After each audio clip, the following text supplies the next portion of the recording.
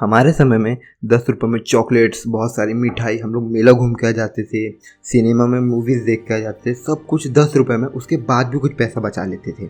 ये चीज़ें तो आपने कभी ना कभी अपने पेरेंट्स या दादा दादी के मुंह से सुनी ही होगी। मान कर चलो आपके पास अभी 1 लाख रुपए हैं, तो क्या लगता है आपको? अभी जैसे आपको 1 लाख रुपए ज़्यादा लग रहे होंगे सुन के, तो क्या 10 साल बाद या 20 साल बाद भी आपको 1 लाख की उतनी ही वैल्यू लगेगी? तो इसका आंसर है नहीं। समय के साथ उसकी वैल्यू कम होती जाएगी, और इसी को हम इन्फ्लेशन कहते हैं। तो इसका उपाय क्या है? इसका सीधा से उपाय होगा कि अपन पैसा सिर्फ सेव ना करें, उसको इन्वेस्ट करें। तो क्या पैसे सेव करना गलत है? नहीं, बिल्कुल नहीं। मेरे बोलने का मतलब सिर्फ ये है कि पैसों को सिर्फ सेव ना करें, उनको इन्वेस्ट करें, अपने पैसों से पैसा कमाएं। आप खुद घोड़े गधे जैसे वर्क मत करो, पैसों को वर्क करवाओ। अपन इंडियन सेविंग में तो बहुत आगे है, पर अपन इन्वेस्टमेंट में बहुत पीछे रह गए। क्यों? इसका सीधा सा आंसर है लैक ऑफ नॉलेज के कारण। हमें उतना फाइनेंशियल ज्ञान नहीं मिला, कहीं भी इन्वेस्टमेंट नहीं सिखाई गई, कहीं पे भी फाइनेंशियल नॉलेज नहीं सिखाई गई। हमें सिर्फ सिखाया गया तो किताबी ज्ञान। मैं आपको आज पूरी साइकिल समझाता हूँ। नहीं, वो वाली साइकिल नहीं। यदि अपन पैसे सेव करके सिर्फ घर में रख लेते, तो पहला, वो पैसे ना वर्क करेगा अपने लिए, ना उस पैसों से पैसे कमा पाएंगे, और तो और दिनों दिन उसकी वैल्यू घटती जाएगी। और सेकेंड, कि वो पैसे इकोनॉमी में फ्लो नहीं होगा, तो उससे देश का कोई भला नहीं होगा, ना उससे देश आगे बढ़ेगा। और वो कैसे? वो ऐसे कि यदि अपन उस पैसों को शेयर मार्केट या इवन एफडी में डाल देते, तो वो पैसे डायरेक्टली या इनडायरेक्टली इंडिया की कंपनीज में लगेंगे। उससे एम्प्लॉय जनरेट होगा, कंपनी की ग्रोथ बढ़ेगी, जीडीपी बढ़ेगी, तो उससे देश का फ़ायदा होगा। और यहाँ तक कि जब उनको एम्प्लॉयमेंट जो जनरेट होगी, उससे जो सैलरी मिलेगी, फिर वो लोग भी स्टॉक मार्केट में और इन चीज़ों में इन्वेस्ट करेंगे। तो चाहे आप अपना पैसा स्टॉक मार्केट में लगाओ, या म्यूचुअल फंड में लगाओ, या इंडेक्स फंड में लगाओ, एफडी में डालो, या इवन स्टार्टअप में इन्वेस्ट करो, उससे आपका पैसा ग्रो तो होगा ही होगा, पर उससे देश भी आगे बढ़ेगा। और यही सीक्रेट होता है रिच लोग और पुअर लोग के माइंडसेट में।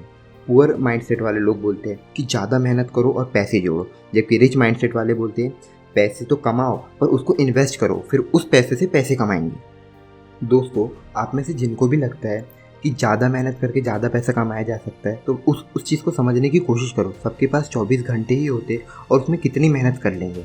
उससे अच्छा है कि आप अपने पैसों को इन्वेस्ट कर दो और उसे कंपाउंड होने दो, कंपाउंडिंग को उसका जादू दिखाने दो। क्योंकि एल्बर्ट आइंस्टाइन कहते हैं compounding effect is the 8th wonder of the world. और यही कॉन्सेप्ट आता है अपना एक्टिव और पैसिव इनकम का। आप जब तक काम कर रहे हो, अपना समय लगा रहे हो, मेहनत लगा रहे हो, और उससे जो पैसा अर्न कर रहे हो, वो हुई आपकी एक्टिव इनकम। जैसे आपकी जॉब या आपकी शॉप, जिसे आप ही पूरा हैंडल कर रहे हैं।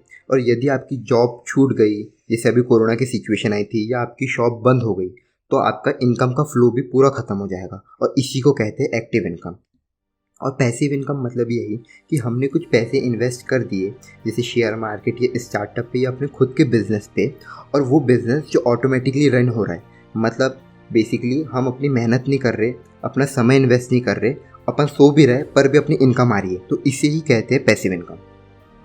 वॉरेन बफेट का वो कोट तो आपने सुना ही होगा, if you don't find a way to make money while you sleep, you will work until you die. Warren Buffett इससे यही समझाने की कोशिश कर रहे हैं कि सर, सिर्फ और सिर्फ एक्टिव इनकम पे डिपेंडेंट रहोगे तो ज़िंदगी भर आपको काम करना पड़ेगा। पर यदि आप लाइफ में जल्द से जल्द अपनी एक्टिव इनकम का यूज़ करके उन पैसों को इन्वेस्ट कर दो, अभी से शुरुआत कर दो, तो अर्ली लाइफ में फाइनेंशियली फ्री हो जाओगे और लाइफ को और अच्छे से एंजॉय कर पाओगे बिना पैसों की चिंता किए। इसलिए बिल गेट्स का भी यही मानना रहा है कि be your own boss as early as possible. मैं एक रियल लाइफ एग्जांपल से आपको समझाने की कोशिश करता हूँ। 2003 में एक लोअर मिडिल क्लास फैमिली के एक आदमी ने मात्र 20,000 रुपये बजाज फाइनेंस में इन्वेस्ट किए थे। 20,000 इन्वेस्ट करने पे उन्हें 454 शेयर मिले थे, जो 2016-17 में स्प्लिट और बोनस मिलने के बाद 4,540 शेयर्स हो चुके थे। और आज 2021 में बजाज फाइनेंस की एक शेयर की करंट वैल्यू है 5600। तो अगर अपन कैलकुलेट करें 4540 इंटू 5600, तो होते हैं 2,54 लाख। तो आज उस बंदे के पास सिर्फ बजाज फाइनेंस के कारण ही 2,54 लाख होंगे। कुल मिला के वो बंदा आज करोड़पति बन चुका है, वो भी सिर्फ एक बार के इन्वेस्टमेंट से जो उसने 2003 में की थी। यही होती है कंपाउंडिंग की पावर। इसलिए अपना नॉलेज बढ़ाए, अच्छी कंपनीज को फाइंड आउट करे, और जिसके पास जितना ज़्यादा नॉलेज होता है वो उतनी अच्छी कंपनी ढूंढ पाता है। इसलिए, और हाँ, एक बात हमेशा मेरी याद रखना, कभी टिप के चक्कर में मत पड़ना, किसी ने बोल दिया कि ये कंपनी में पैसा लगा तो लोग पैसा लगा देते और फिर डूब जाता है तो लोग समझते कि शेयर मार्केट ख़राब है या ये सब ख़राब है।